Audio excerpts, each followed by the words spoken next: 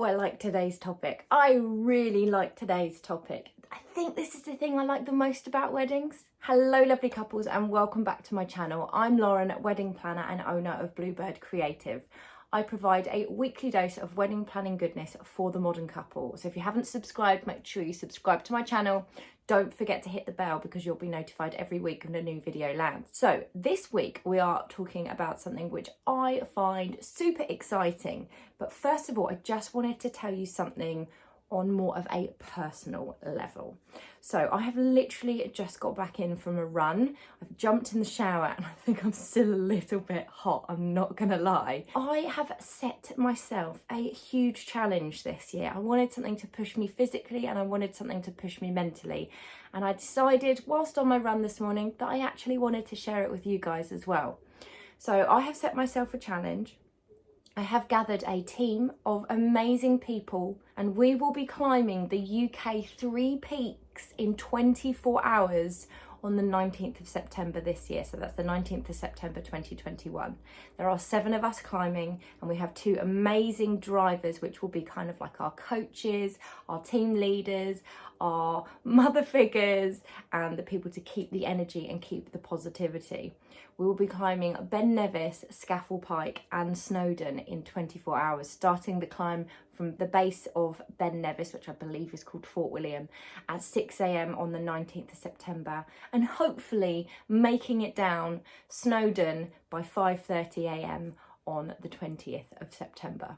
So I'm actually going to put my GoFundMe page in the description box below if you would like to sponsor me for this climb. The training is going to be insane. And of course, I am raising money for a fantastic charity, which is Mind Charity, which is based over here in the UK. And they help support those that are suffering with their mental health, which right now and after the year that we've been through, I just felt was the most important thing. And we have all been put through it, myself included, my husband, my family, every single member of this team has fought some sort of battle with their own mental well-being and their mental health, and it's really important to us, and I felt like it would resonate with you guys, and I really wanted to share this personal goal with you.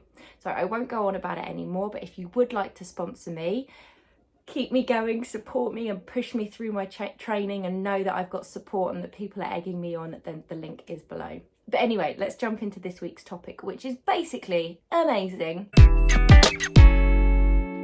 It's about how to make your wedding personal. It's so easy to fall into the trap of just, okay, I've got to plan the ceremony and I've got to plan the drinks reception and then the wedding breakfast and then the evening reception. But what can you do to make your wedding a little bit more personal to you? And this is the part of wedding planning that I love, that I fell in love with. Making events personal, thinking about the person who's planning the wedding, thinking about yourselves and what can make the wedding day stand out so that when people leave your wedding, they remember those little moments because they're personal to you. So let's start off. I've got 7 ways that you can make your wedding day personal. And the first one is actually the ceremony. It's so easy to fall into the trap of, well, it's just the ceremony, so we're going to walk down the aisle and then we're going to do the readings and blah, blah, blah. So yes, there is structure, but you can still make it personal. You can have people choose really lovely readings that are personal to you. You obviously will choose whether you're having a religious ceremony, a civil ceremony, or perhaps you're going for a non-religious ceremony and having a celebrant or a humanist celebrant, which you will obviously need to do a legal ceremony, but perhaps on your wedding day, you're doing a celebrant-led ceremony, which means that you can literally make that so personal. I won't go into that today, but you can literally structure the whole thing however you want to because there's no legal obligations. If you want something super personal, that is the one for you to choose. The religious one, you don't have as much choice depending on what your religion is, but you can choose different hymns and you can choose the people that are important to you at the wedding to do a reading or to sing, that sort of thing. If you're having a civil ceremony, I think you have a little bit more flexibility with your readings and you can make that a really nice personal touch to your wedding and who you choose. You can also decide who walks down the aisle first. You can choose the music that you have. So really think about it. Think about what makes it personal to you. You don't have to walk down the aisle to the traditional piece of music. You can walk down the aisle to whatever you want to walk down the aisle to. You can have guest music that is so personal to you. You can walk back down the aisle to something really fun that's personal to you. So really think about your ceremony, make it personal, because that part of the day is what your wedding is all about. It's when you get married. So think about the details. The second area where you can really add personality and detail into your wedding is, of course, the decor. And we have touched on wedding decor quite a few times. I will link a video that relates to decor up there for you. But you can choose your colour scheme. Perhaps there's a theme that you want to go for. Perhaps you just want something that's Art Deco, or you want something that's a sort of timeless and elegant and romantic. Perhaps you want blues and whites. Perhaps you're all about the green foliage. Whatever it might be, that is going to be personal to you, and it's either going to be within your style and your taste, or perhaps it's actually personal because maybe you've got a family member that's Scottish and you want to make sure that you've got that vibe kind of coming through subtly with thistles and maybe the colour palette and so on. So that is another place where you can obviously add in personality and detail that is personal to you. The next place might sound a little bit odd, and it's not a case of where you can add it, but it's what you can add. So think about your hobbies. When I sign a client on with me, I ask them what their hobbies are. I send out a questionnaire and it asks them how they got engaged, how they met, what are their hobbies, what do they like to do as a couple. And that's because then we can work out how that part of their personality can then be pulled through into the wedding if they want to do that. So if you are a big football fan, don't tend to go down that road that often, but perhaps you want some sort of something relating to your football team into your wedding. I mean, that's not my kind of vibe, but you might like that.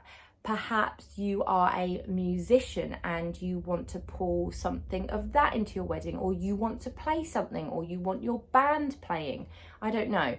It depends on what the hobbies are and whether they're relevant and whether you want to pull them in. But it does make it personal, and it makes people think, oh gosh, yes, that's so Sarah and Tom. Another area is to think about what makes you you. So similar to the hobbies, what are you known for as a couple? What do you love to do as a couple? What is important to you as a couple? Are you foodies? In which case, that's going to be an important part of the day where you really think about the detail and what you love as a couple. Are you into travel? Pull that into your wedding. You could pull that into the food by thinking about the places that you've travelled, and you could incorporate that into it. You could pull that into the names of your tables. You could pull that into the drinks reception. You could pull that into the type of music. There's loads of different places that you could pull it in. If you, again, I mentioned music before, but for me and my husband, our wedding was based a lot around music. We met because he taught me the drums. We used to go to gigs together all the time, and we absolutely loved bands. So we had loads of bands and live music playing throughout our wedding day, and our tables at the wedding breakfast were named all after all the bands that we had gone and seen together. So have a think about what makes you you as a couple. What will people go, oh my gosh, yeah, I totally get it, that makes sense, instead of tables 1 to 10, for example, or oh, that drink is from such and such, or oh, that's Lauren's favourite cocktail. So think about what makes you you. How can you pull that into the details? And then I've obviously touched on these, but then there's the table names. Don't just feel like you have to settle for tables 1 to 10 or just different countries that you've been to, which a lot of people do, and that is personal. So that's fine if that's what you want to do. But do think outside the box as well. So you could do your favourite bands. You could do your favourite sports, or you could do your favourite food. I don't know, you could just be totally wacky, or you could do it simple, but really think about how you can make it personal to you. The next one is, of course, the music. And again, I have touched on that throughout the video already, but thinking about what type of music do you want to play throughout the day? What do you love as a couple? What's personal to you? What would also make your guests go, oh my gosh, yes? You know, even if it's just certain songs that relate to you guys or whatever, and that people know, or that bring back memories from the hen do, or the stag do, or somebody's birthday, or a specific holiday that you've had with friends. Do you want to pull those into the wedding? Do you not want to pull those in? Have a think about how the music can be personal and what sort of style you want. You don't have to just say, we'll just have a DJ in the evening. And then the final one, again, I've briefly touched on, is food. Don't just feel like you have to have a 3-course sit-down meal with a roast. You can choose whatever you want to choose and you can make it personal. Do you want pizza because that is your absolute favourite food? Do you want a 3-course sit-down meal? Absolutely fine. But do you want it to have touches of Asia because that's where you met? You went backpacking in Asia and you met in Asia, and therefore that is part of your story and you want to pull that through on your wedding day. Whatever it may be, really think about, do you want to add personality? Do you want to add the details into the food? And if so, how might you do it? Perhaps you just want to do it for the evening food. Perhaps you went travelling to South America, so you want South American evening food or light bites. Perhaps you just love a Sunday fry-up, so you just want bacon baps. I don't know. But think about the food. Think about what makes you you. Add those details in, because those are the moments that actually make your wedding day memorable, and memorable for your guests as well.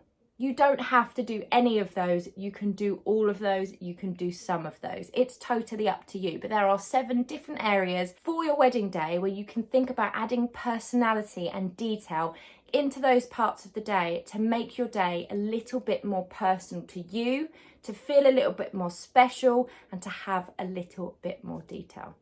So there you go, guys. I hope you found this week's video helpful. I will be back next week with some more wedding planning goodness. Until then, guys, enjoy this beautiful weather that we are currently having, and I will see you next week.